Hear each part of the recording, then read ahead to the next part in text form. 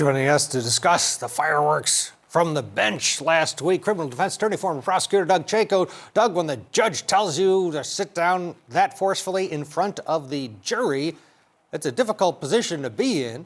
And the defense attorney kept going with it, and then finally he read the room and sat down. Your take?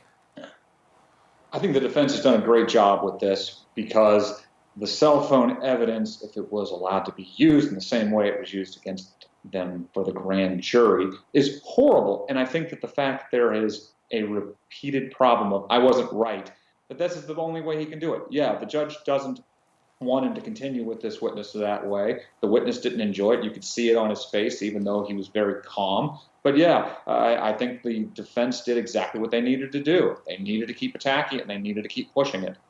This case, let's talk about the case overall. The state or the Commonwealth of Kentucky is starting, it started last week presenting the case. We're going to get more of those investigators starting today. We heard from family members, and it's starting to take shape. What is your overall impression of the strength of the case that prosecutors are delivering to this jury?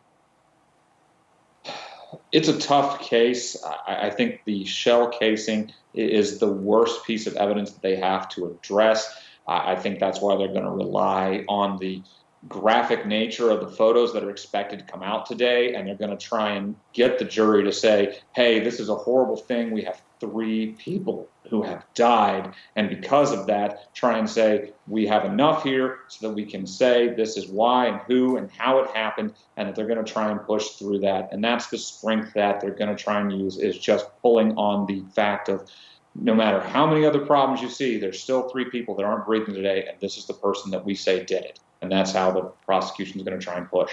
And you say shell casing is difficult. It's difficult for the defense because that's the one piece of physical evidence that ties the defendant to the crime. They claim that it was a plant because of motivated family members who found this shell casing when crime scene investigators could not. Lieutenant Smith was on the stand last week. We heard that exchange when the judge came in to protect the lead investigator, essentially, in front of the jury.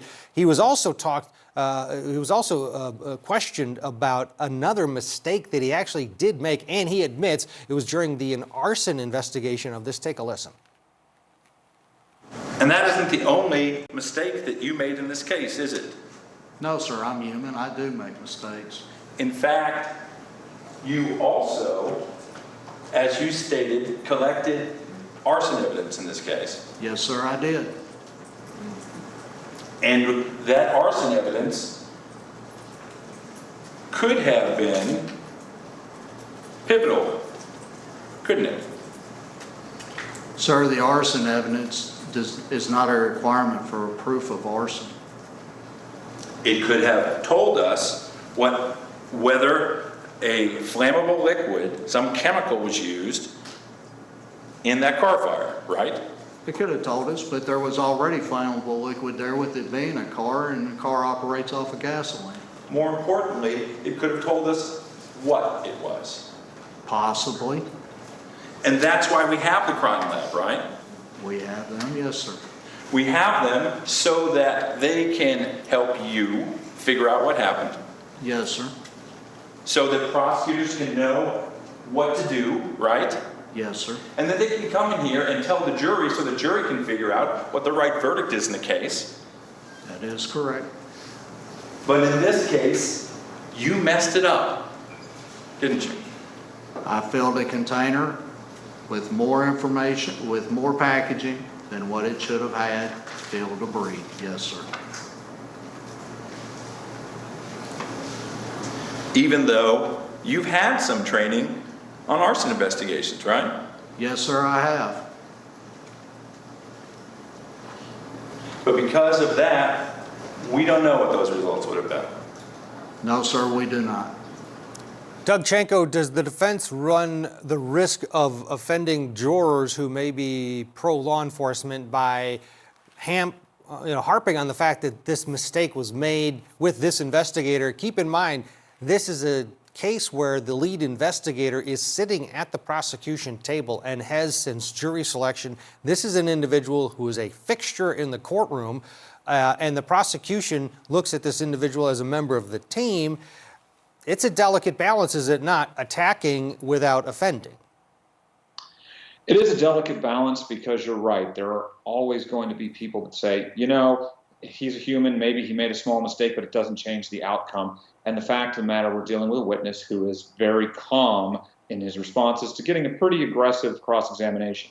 That said, this is one where I think that the smart move is for the defense to continue on how they are, continue to show every place where this is a mistake, you didn't get it right, that's our reasonable doubt.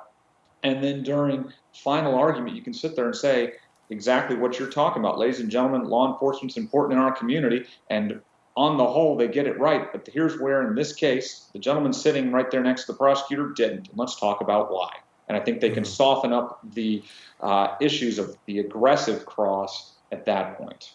What, from the defense standpoint, though, you do want investigators and the investigation to have been done properly, in that you want jurors to think that that shell casing was planted, right? If you're going to say, oh, they're bumbling idiots, they missed everything, well, then they missed that shell casing and the defendant's guilty. You have to say, no, they are trained professionals. They went in there with a fine-tooth comb and they, of course, would have seen this shell casing. They didn't see it, so it must have been planted. What's your take on that? Because you can't have it both ways, can you? I think you can have it both ways, Ted, because just because they made a mistake in an arson situation doesn't mean they made a mistake in being able to locate a shell casing. Those are two different types of analysis from the investigator that you're talking about here.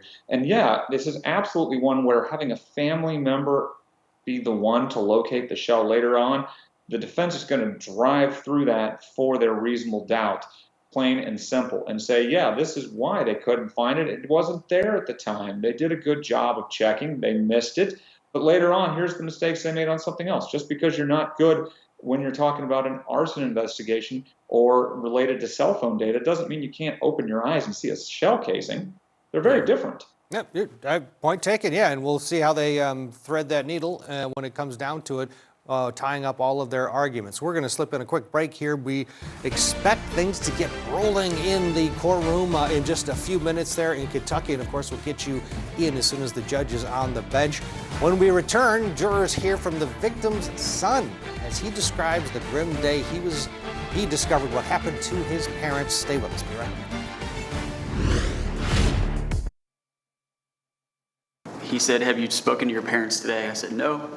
Odd question, but you know, he knew me from growing up. So he said, "I need you to look at this on my phone, and we're going to need to talk afterwards." And so what I witnessed or viewed on his phone from the Courier-Journal was pictures of my childhood home with police tape around it.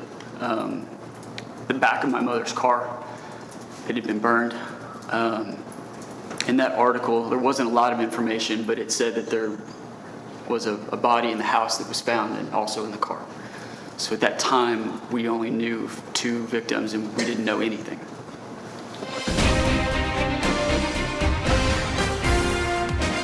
Welcome back. Day 3 of the Christian Kit Martin trial is expected to begin at any moment. That was Matthew Phillips on the stand recalling what he said was the day he will never forget. It was when he found out that when he was with a friend back in the fall of 2015, they had met for dinner, and he learned that his childhood home was at the center of an active crime scene and that his parents were missing. Then, just a few days before Thanksgiving, he was forced to identify his father, Cal Phillips, and he told the jury about the haunting image he last saw of his dad. And they brought a picture of my dad from the nose up, and they said that he had some trauma, and that if this was okay enough to make an ID, that's what I would need to use. So I went upstairs and got a picture. My dad had very light eyebrows, like blonde eyebrows, and so I identified my dad with by his eyebrows from the nose up. And I showed them a picture that was similar. That would have been the 24th. Let's bring back our guest this morning, criminal defense attorney, former prosecutor Doug Chanco. Doug, last week, the state did a good job of setting up using the victims' loved ones. And this is a part of every case that the prosecution has a huge leg up because jurors are moved, and the only person they can blame is the guy at the defense table typically. It's just something you have to get through. The defense was tactical in the way that they went after the different witnesses. Some they were just very, kid gloves, just stood off. Others, they had to aggressively go after and cross. What did you think of the performance from the defense during this delicate cross-examination of these very vulnerable witnesses? I think they're doing a very good job right now, because the last thing you want to have happen is have a jury feel the need that they need to protect a witness. And if you go at it more aggressively, and in this situation, these people are being traumatized to have to talk about their lost loved ones. And because of that, when we're having that witness up there, if you're not careful, the jury's just going to take it out on your client and hate everything about what you had to say. So you've got to be very, very tactical and very, very careful with the way you deal with it, because it's not going to change the outcome for the defense with that particular witness. It's just trying to hold as much ground as you can and get on to the next one. Yeah, the state alleges that the shell casing, which we talked about earlier, was found by the family members, and it was innocent. They were cleaning up, and yes, they were looking for potential evidence because this case had stalled, and they innocently found this shell casing, and lo and behold, they go and they test it, and the shell casing is tied to a gun in the defendant's safe at his house. Huge piece of evidence if the jury buys it. There's another piece of evidence that the family also located, and that was a dog tag. It was a dog tag that when they originally looked at it and found it inside the home of the victims, they figured it was to Dad, right? This dog tag, and then they read it, and the dog tag belonged to the defendant. Take a listen to how they described finding this dog tag. In the process of going through a 4,000 square foot house, you're trying to figure out, again, what things to keep and what not to keep. And there was a bookcase that was built in the foyer. And so I was putting stuff, bringing stuff down and trying to figure out, again, what to keep. I did not have my glasses on. And so anyway, so I took a dog tag. It was a dog tag. I brought it down. It was up on one of the top shelves. And I actually took the dog tag and I kind of held it to my chest because I thought it was my brother's. And so Matt came over and I said, look, it's your dad's dog tag. And he looked at me and he said, Aunt Dinah, get your glasses on. I said, okay. So I got my glasses on, and it was not my brother's dog tag. What did it say? It said Christian Martin. Madam, handing you was been marked as Commonwealth Exhibit 1. Is that the dog tag? It is. That string, anyway. That string? There's a picture with that string in it that I believe they later saw. The police? Yes, from the crime scene photos.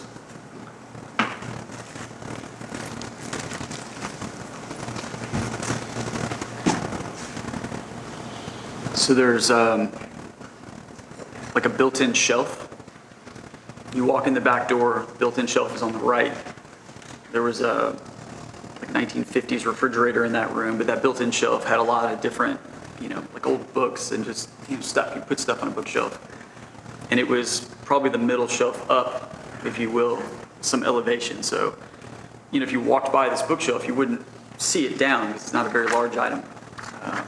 And that's where she found it. Doug Chanco, what do you make of the dog tag of the defendant being located in the victim's home? You got to make a tactical decision with every piece of evidence. Why am I trying to use this in the case? And I think at this point, the prosecution is trying to say, we've got a dog tag. This is the person we believe did it. This is going to help us show it happened. But again, it's a situation of, I don't think it's going to really sway the jury one way or the other that this item was found there, especially when it's not found by anyone besides the family. It's opening a lot of doors to more questions. Yeah, and there's a relationship with the defendant's ex-wife and the family. They took her in basically when she was moving out, helped her move out. The explanation for the dog tag to me is difficult to explain. It's hard to believe that it was ripped off somehow and then thrown and lands inside this cupboard, this drawer, in a fight, right? Or is it a calling card that they're claiming that Christian Martin would kill everybody and then leave his dog tag behind? No, I mean, neither one of those make any sense. So it could be a piece of evidence that the defense uses to their favor. I would imagine, because again, the more complicated the explanation and the reason for why, the more that the jury has additional follow-up questions. You got to understand, at the end of the day, they've written their notes down, they're thinking about it, they're going to go in the back, and they're going to decide why it was or wasn't there and what their belief that dog tag was. So right now, I don't think it's going to push it for one way or the other, just because both of the stories of what the reason for how or why it ended up there, that's just not clear-cut and simple. We're expecting that we thought that day 3 of testimony would have already begun. We understand from our producer on scene there in the courtroom that there's been a little bit of a hiccup today, and what's happening is the lawyers are discussing what to do about a witness that the defense has on their witness list, apparently has lawyered up and does not want to testify. We don't know the identity of this witness. That information has not been brought up. But the judge is allowing the lawyers to kind of hash this out, come up with a solution before he interjects and decides on what to do. This is something that, happens, Doug. The defense has somebody they want to bring in, put on the stand, put under oath. And this individual has the right not to take the stand if he's going to incriminate himself. How do you see this playing out, knowing what we know, which is basically nothing, just the circumstances? But this does happen from time to time where the defense simply can't get the witness they want on the stand because of that person's rights. It does happen. It is more rare than a norm, especially because the defense doesn't have the obligation to put up the case like the prosecution does. So a lot of times they don't know they want to use a witness until the last minute. They're running around trying to get that witness to be able to be in court. And now you've got a situation where this witness, for whatever reason, says, I don't want to testify. I'm getting a lawyer who's going to try and make it so that I am not going to incriminate myself. But it's not as simple as just saying, I don't want to testify, I'm going to incriminate myself. If this witness is actually in a situation where they're testifying to something that could incriminate them, then yeah, the judge may not allow them to testify, or may say that we're going to allow you to ask questions and let them on an item by item say, I don't want to discuss that because I'm not going to incriminate myself and I'm going to invoke my rights. There's a lot of different ways that this can be resolved ultimately, and that's part of why the judge wants the two sides to try and reach an agreement first, because it could get very messy and confusing for the jury. Yeah, absolutely. The defense did, in its opening, talk about other potential suspects, even threw out the name of William Stokes in the opening. Maybe that's the individual who now does not want to take the stand and might have a good reason not to. Well, I want to do this. Let's take a break. We'll see how things are going in the courtroom there. And again, as soon as they get going, we'll get you in. There's the seal of the Commonwealth of Kentucky. You're watching Court TV, your front row seat to justice.